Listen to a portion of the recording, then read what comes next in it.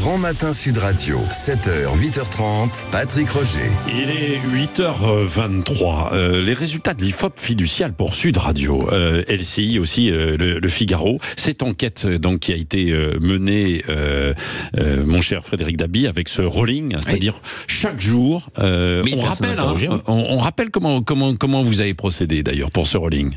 Oui, tout à fait. Chaque jour, 1000 personnes sont interrogées, ce qui permet de faire un cumul de 3000 personnes au bout de 3 jours. C'est un sondage glissant et c'est vrai que c'est l'instrument qui permet de suivre la campagne depuis les élections présidentielles de 2012 et 2014 pour les européennes. Et c'est notre 3e élection européenne qu'avec Sud Radio, on suit le rapport de force électorale. Alors, on est à J-3. Je disais, il y a une surprise. Oui, il y a une petite surprise du côté de la participation. Oui. Il y a une petite surprise, elle avait déjà été vue en 2019, où pour la première fois, la participation avait progressé d'un scrutin européen à l'autre. Ça ne s'était jamais vu. On sait que les européennes, c'est le scrutin le plus abstentionniste. Là, très tôt, on a désormais une majorité de Français, c'est quand même petit, 50,5, qui envisagent d'aller voter. À la même époque, Patrick, à J-4 des élections de 2019, on était à 45%. Et n'oublions pas que sur la participation aux européennes, il y a un grand différentiel entre la France métropolitaine et la France entière. Dans les DOM, on vote beaucoup moins.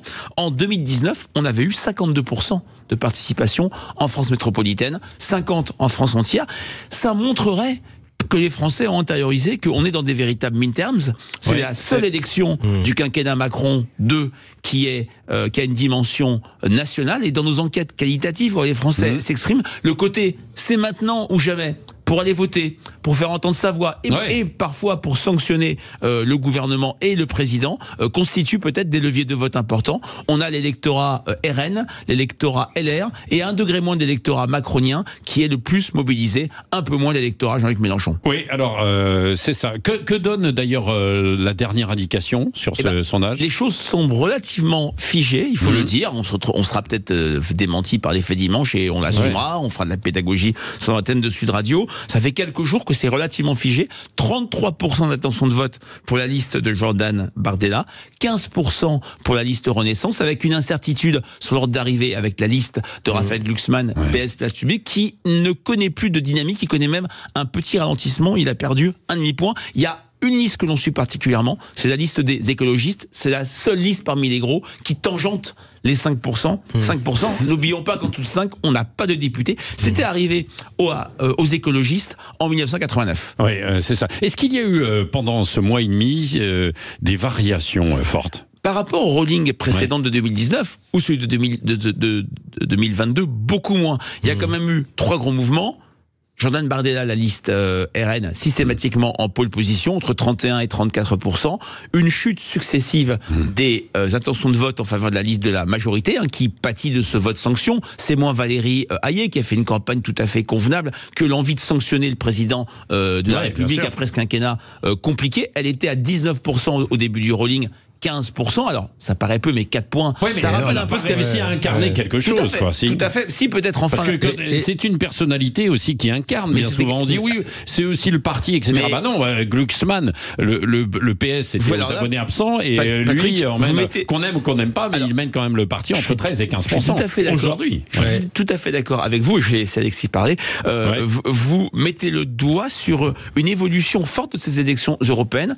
Traditionnellement, c'était un vote de marque, d'étiquette partisane. On votait PC, on votait UMP, on votait PS. Là, avec Jordan Bardella, Marion Maréchal, des candidats, comme vous le dites, qui étaient déjà là en 2019. Raphaël Glucksmann, François-Xavier Bellamy, Manon Aubry. On n'est plus sur un vote d'incarnation. Ça a aussi été un handicap pour Valérie Hayé, inconnue au début de la campagne. Et est-ce qu'il y a des changements suite au débat, parce qu'il y a eu pas mal de débats télévisés?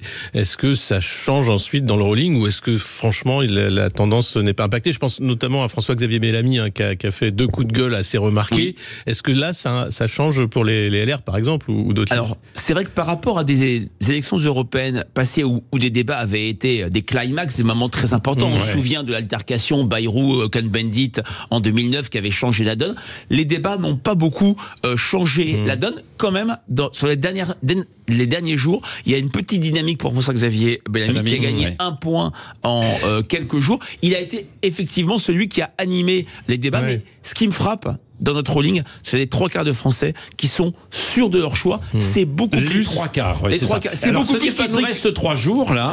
Est-ce qu'il peut y avoir, un changement parce que Emmanuel Macron prend la parole ce soir. C'est ça. Ça a été très décrié. Mais c'est à double tranchant. Exactement. Oui et non, parce que je pense qu'il y a le bouclier ukrainien aussi. Ça a été critiqué par les oppositions, le fait d'accueillir Zelensky à l'Assemblée nationale. Donc il va utiliser ça d'une certaine façon pour remettre en avant l'importance de voter pour l'Europe, etc., etc.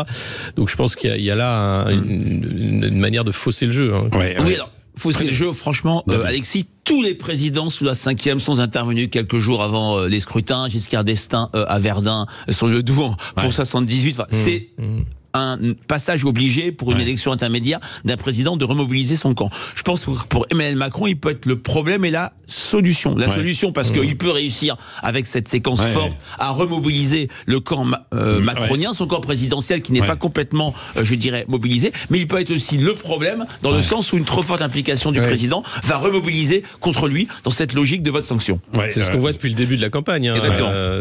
Et est-ce qu'il y aura un effet petite liste ou pas? Ça, c'est toujours difficile.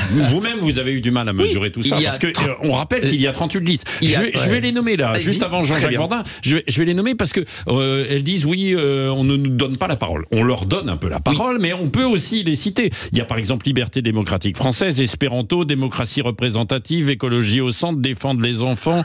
La gauche unie, on connaît. La ruche citoyenne, Europe territoire écologie, Francib, alliance rurale, non à l'E, réveiller l'Europe, forteresse Europe, non, prenons-nous en main, l'Europe ça suffit, le Parti des travailleurs, pour un monde sans frontières ni patron, nous le peuple, changer l'Europe. Non mais c'est pas fini, c'est assez incroyable. Et d'ailleurs vous ne verrez pas toutes ces listes dans l'isoloir. Des bulletins de vote, c'est la question. Il y a Equinox aussi, il y a la liste.